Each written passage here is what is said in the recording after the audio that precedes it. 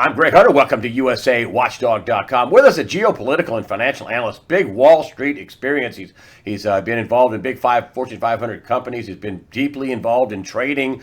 He is backed by popular demand. A lot of people want him to come back on. It's Warren Pollock. Warren Pollock, thanks for joining us today on USAWatchdog.com. Great, good to be here, Greg. We got lots to talk about. Facebook. We want to talk about that. We want to talk about data or the narrowing that you talked about. In the pre-interview, we'll talk about that, about the basically the grab for money in every community across America. But I want to start with Syria, and you told me in the pre-interview that it wasn't much in the past. You said China was the big gorilla, and you said the Middle East not so much, not right now anyway. But what do you think about what's going on in Syria? Well, I think it's entertainment. It's a kabuki theater. I mean, certainly at the local level, it could be a skirmish. But they have this fellow Assad, who was the poster boy on 60 Minutes about 2 decades ago, and they said what a wonderful guy he was. And now he is the arch enemy of evil, along with Vladimir Putin, who he's running a kleptocracy, obviously, but at least it's more honest than we are, because our kleptocracy doesn't have the integrity to tell us exactly what it is and what our form of government is. And we know who Vladimir Putin is. We know what their government is. And if he wasn't a strong man, it would be a total disaster in Russia. It's what's necessary to keep that place controlled. And unlike our form of governance, Russia at least has a 25-year horizon into their future, where we have nothing but competing interests and competing bureaucracies. So we're a kleptocracy just like Russia, but the organs of our state are narrowed. They're basically failing. The press has failed. It's a failed organ of our society. Our governance has failed. It's a failed organ of our society. And people are running around within this very narrowed context. And we are criticizing someone that actually has a strategic view and who is advocating for his own country in a coordinated type of way. And this also includes the expression of Russia on the international stage, something that the United States is very adept at doing, putting its military in other people's business all across the world, deployed all across the world without any strategic objective whatsoever, supporting the military-industrial complex, great bureaucracy that is enriching lots of people and making us all poor as we spend billions and trillions of dollars on defense, a word which doesn't mean defense at all. It's not defense, it's just chaos, frankly. So we need to be involved in every chaos point around the world, lest we fail to be the superpower that we failed to be long ago. What happens with Trump? I mean, Trump was part of the kabuki theater. He obviously didn't want to have World War III. He's got a huge job. He's trying to drain the swamp. A lot of people are quitting and moving on. Paul Ryan, one of the latest big high-profile names, say, "Yeah, I don't want my private jet to fly me out to Wisconsin every week and only spend 150 days at work." But anyway, what do you think about what's going on in Washington right now? Well, I think the tariffs were a good thing, but I also think that he's being handed policy points that he should follow by all sorts of interests that happen to get his ear from time to time. Syria is an example of that. Someone within the great bureaucracy goes to Trump and says, here's 5 choices in Syria. Which one do you want to pick? And then he says, well, I don't like any of them. And they say, well, you have to pick one. So he picks a choice. You might as well just use a dartboard. But his entire presidency is a kabuki theater. Congress is a kabuki theater. The Senate is a kabuki theater. Your local government is a kabuki theater.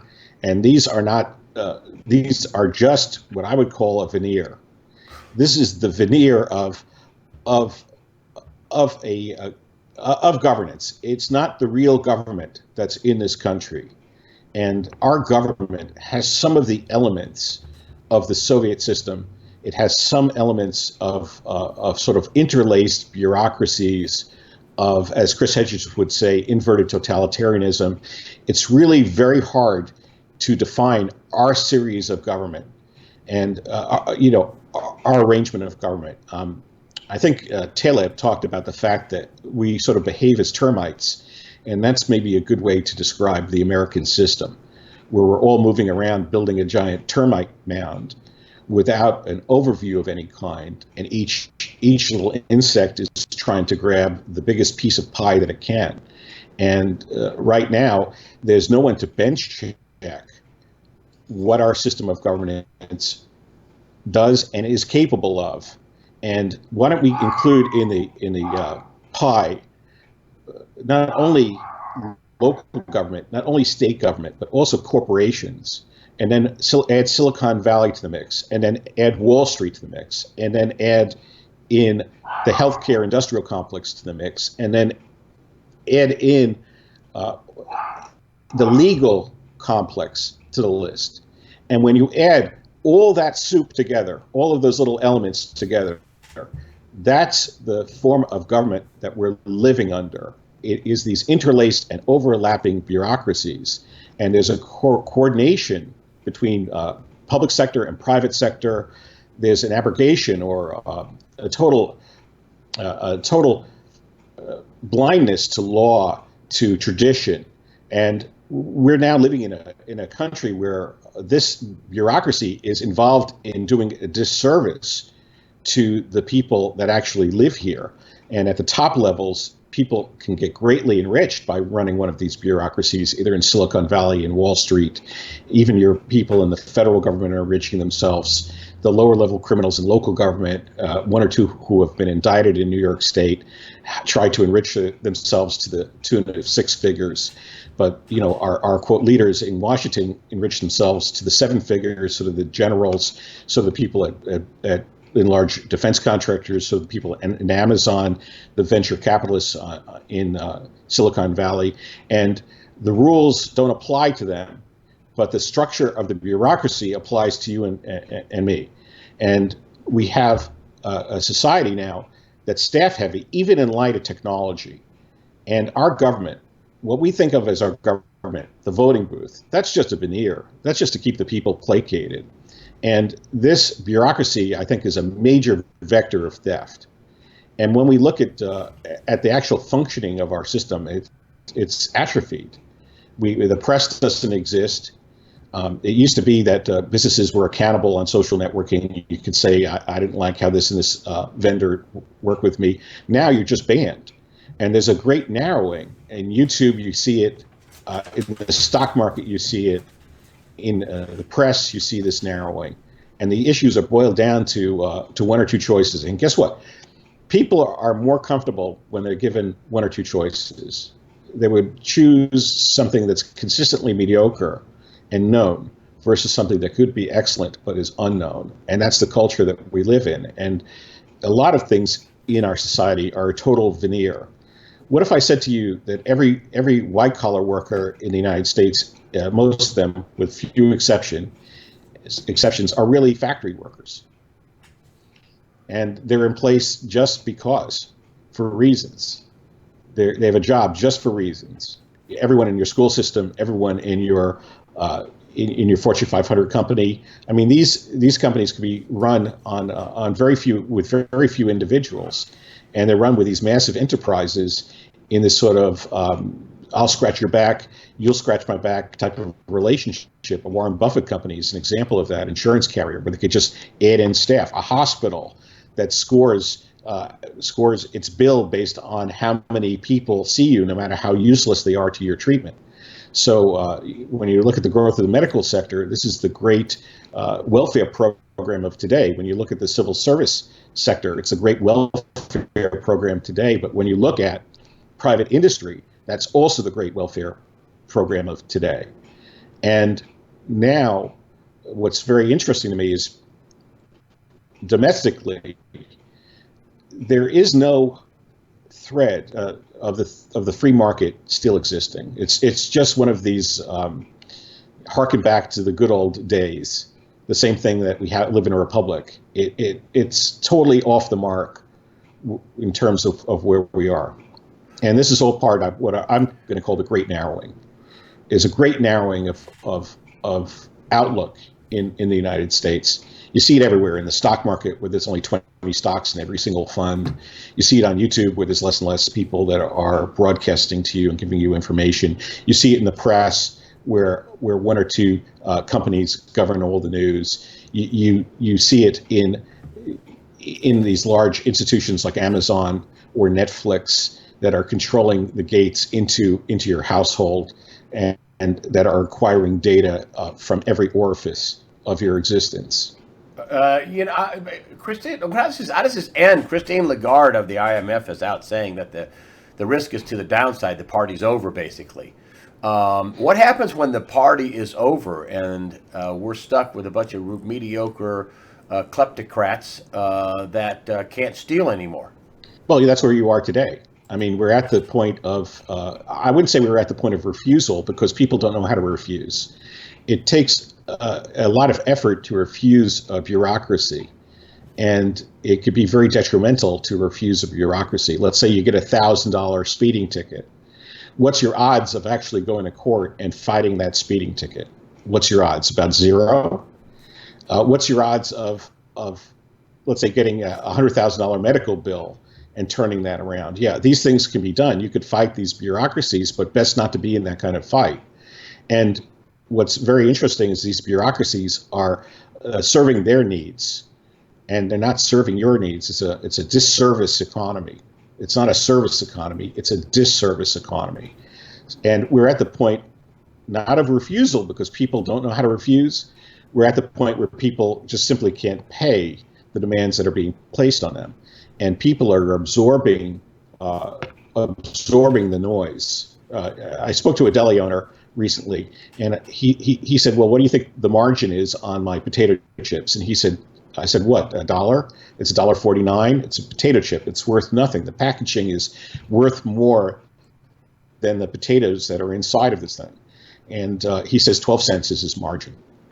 So it's not even paying it's not even paying the taxes which the municipality imposed on him.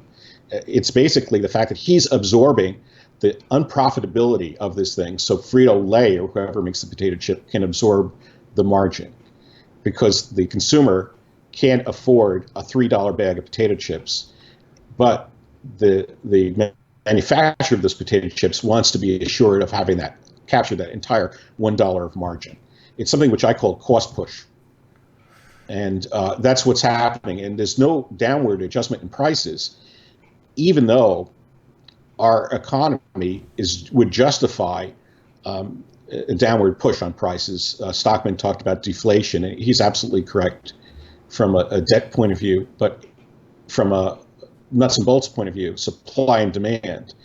There's almost infinite supply of all of the things you need to live on in our economy. There's an infinite overabundance of real estate, of healthcare, of food, all the things that you need to live. Yet the prices of these non-core items, that's what they're called. It's ironic that the things you need are called non-core and the things that you don't need are called core. But there's an overabundance of these non-core items internationally, and certainly in the United States. If these things are untouchably expensive, education, healthcare, because these large bureaucracies have pushed themselves into the mix, and it's impossible for a small guy to start a business and actually compete with these companies. The only businesses that are started now are via private capital in Silicon Valley, and they blitzscale themselves into marketplaces and sectors irrespective of profitability. And that's the case of Amazon and Netflix and what have you. And in a way, Amazon's like Toys R Us. The idea with those kinds of retail places are you have to grow stores. The minute you don't, you die. And that's what all of these large institutions are doing. They're looking to grow margin, customers, dominance in sectors. And the minute they stop dying, their fake and phony accounting comes out, and the walls of the insane asylum come crashing down. What happens if what Christine Lagarde was talking about, though? I mean, are we headed for a big, massive adjustment in this debt? That's also what Stockman was talking about. The debt's not payable. I mean, the debt is a cartoon. We're never paying this. I mean, so what happens? What happens when this thing finally comes apart? What happens to society? What is the end game? Well, look at more at the municipal governments and look at the federal government. I mean, these municipal governments have unfunded pensions, they have bad accounting, they have large commitments, $400,000 policemen. It's all out of whack. Multi-million-dollar pensions for teachers in perpetuity. You could look in at least my neck of the woods. Every 2 miles is a school district with a $400,000 paid, or $250,000 to $400,000 paid superintendent, and so you have all these little fiefdoms. No one ever is transferred from school district to school district. Everyone's in place. And that's part of the narrowing. It's almost like serfdom, where no one can leave their little village. And that's how our economy is. It's the Soviet Union.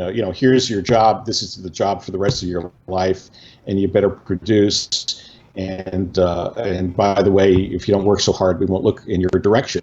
And the debt to support this is not sustainable. To me, these municipalities pile on debt because, again, there's not enough money in the underlying economy to support their commitments. And when it goes bad, you're going to be stealing someone else's savings. Debt is always someone else's savings. And that's what it works out to. And the theft is just off the hooks. You are encountering this theft every single day with every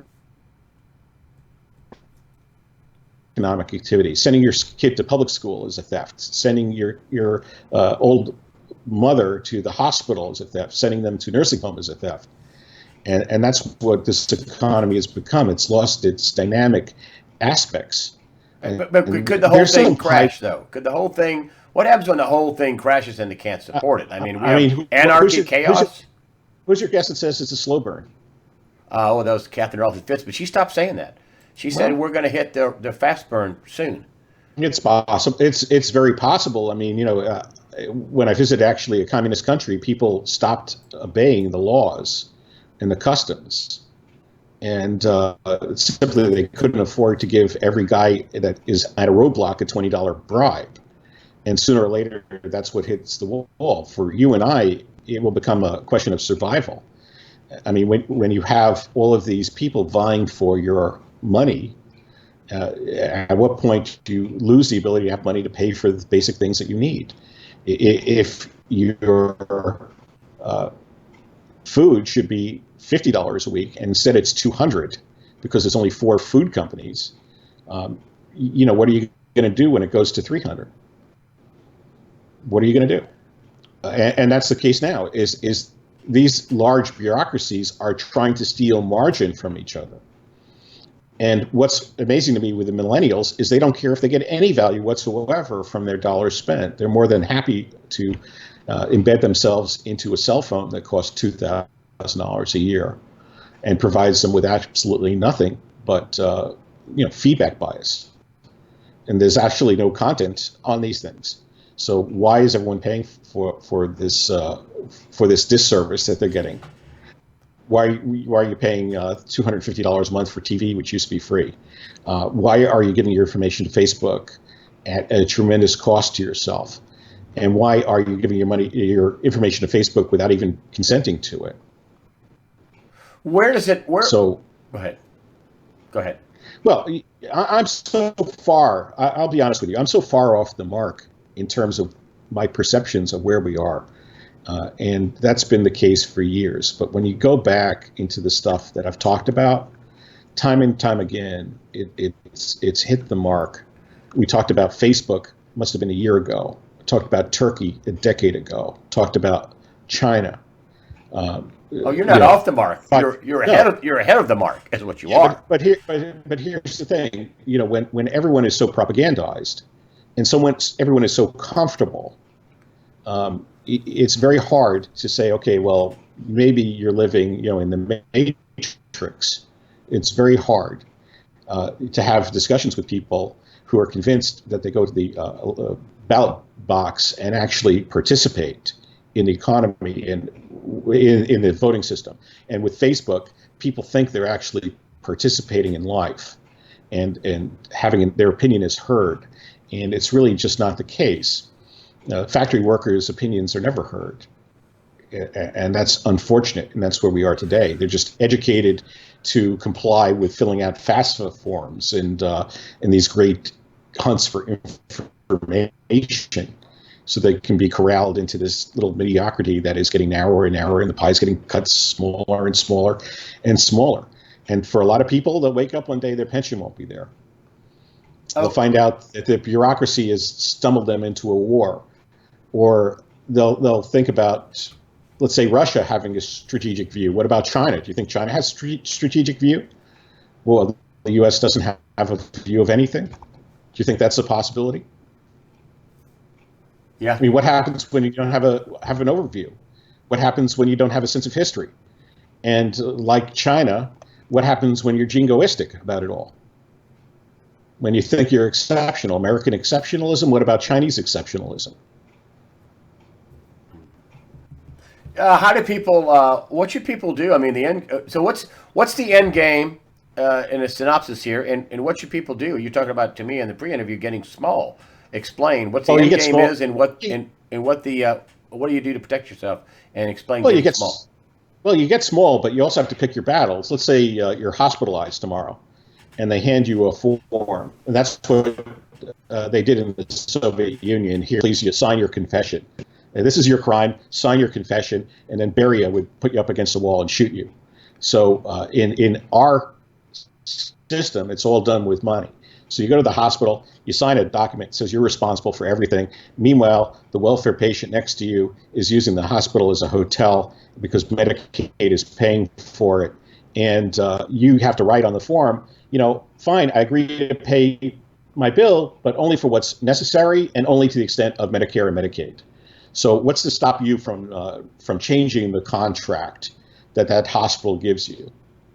So you have to fight the bureaucracy where you can. There's a speed limit in a town nearby that was set to 20 miles an hour on a road that could support 45, 50 miles an hour because some politician decided they should do that. So I asked for the engineer's report on the road. And that's a lot of effort. It's a lot of effort to fight these bureaucracies. Best not to be in the fight in the first place.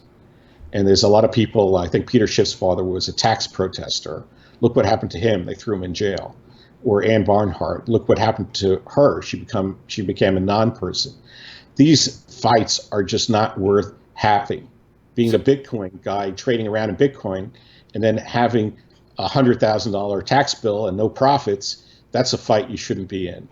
And it's a matter of just getting small, avoiding these fights with the bureaucracy, and deciding how to fight the bureaucracy, to preempt them, to confuse them. And it's something that people have to become very adept at.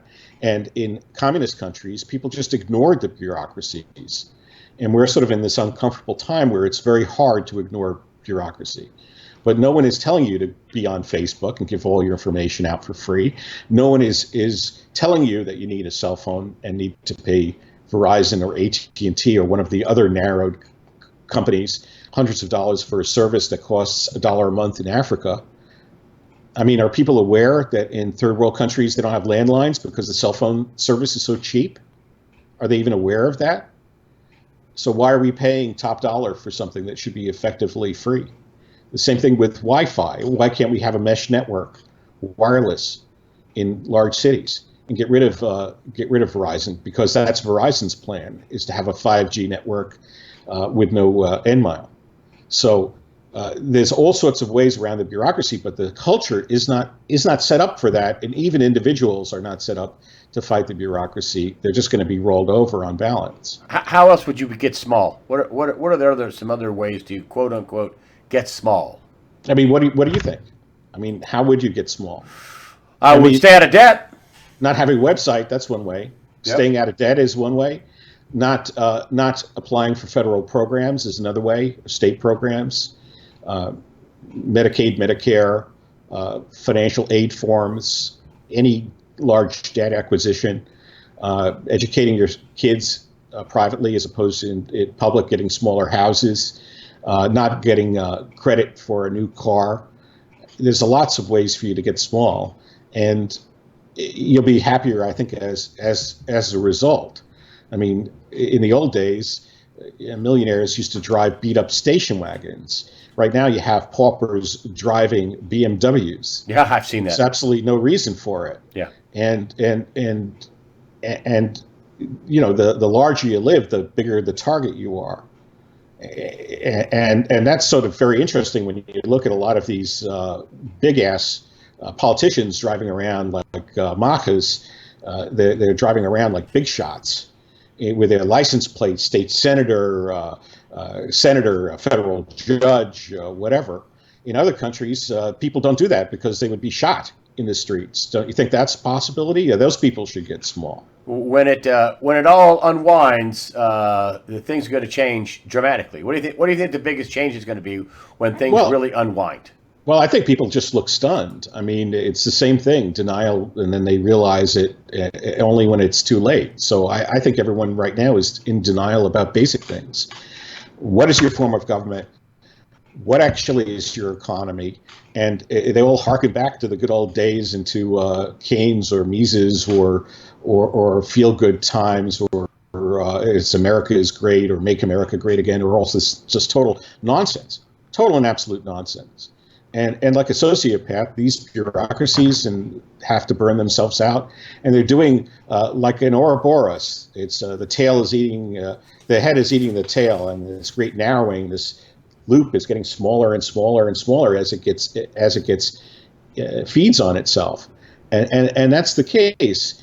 This narrowing is exactly that. It's stenosis, and that's what you're seeing in your society.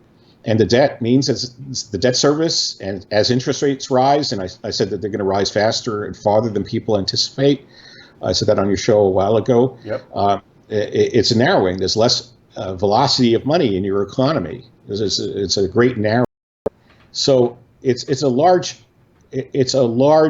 cultural problem, but that doesn't stop the rest of the world from moving forward. And the biggest group of people that are moving in some direction presently is China, and the direction, and I agree with John Zanakis, and that's where this is from. He suggested that China looks a lot like National Socialism, and that's without the scapegoating. That's true, and the scapegoating from China's perspective will be the ugly Americans that are pressing on our interests in the South China Sea, depriving us with food, which is why they're occupying the South China Sea in the first place. They're taking fishing grounds away from the Philippines, and they're taking water away from Vietnam, and they're in conflict with India, and they're controlling North Korea. And we're probably headed for war. China is headed for a big, fat resource war, correct? Well, I don't know if it's a resource war, but when the economy goes down, they will find a scapegoat, and that scapegoat is us. It's not them, certainly. It's not the leadership of China. Got it. So they'll just activate their people, and the people will run around, get angry at the ugly foreigners. It's jingoism at its best. Look up that word, jingoism. And they'll do whatever they want because, according to them, we have to dot the I's and cross the T's in international law, but they can do whatever they want. And the American public will be stunned, and they won't be unified. Even after 9/11, when those towers went down, I remember people across the country saying, oh, good, it happened to New Yorkers. I remember that. There were a whole host of people saying that. That's not the case. That, if you just ruffle a feather in China, the government will use the press and the people to have a scapegoat. That's us, and we'll walk right into it. So we have an economy that's non-functional, bureaucratic, labor value that's equal to zero, lies, false perceptions of where we are, and again, is very, in some respects, Trump is not wrong about a lot of things. Being able to do anything about them is where he's wrong. Thinking that he could actually, manage this beast is actually the mistake I think that he made. We're counting on people in the bureaucracy to help him in that process. A bit of magical thinking on his part, but he's sort of in a faux government anyway. Does it really matter? Does it really matter who you elect? I mean, I think with Clinton, you just would have had a realization of pain a little bit sooner. Yeah. Yeah, oh yeah, lots of pain and FEMA camps. But anyway, I digress. Warren Pollock, thanks for coming on and telling us your views and telling us what you're thinking. And I guess the takeaway here is get small, Yeah, get out of debt, and keep your head down. and pick your fights because you're going to have them, and with these bureaucracies. But I think also realize where you are and take responsibility for it. All right, Warren Pollock, thank you so much for joining us today. You got no website, you got nothing to sell. People comment about that at the end, and they go, "Wow, how refreshing! Somebody with no website." No, but you're a smart guy. You're, have deep Wall Street experience, deep analytic experience, geopolitical analyst and financial analyst. And thank you for coming on and sharing your thoughts with us today on USAWatchdog.com. Well, good luck to everyone. Thanks.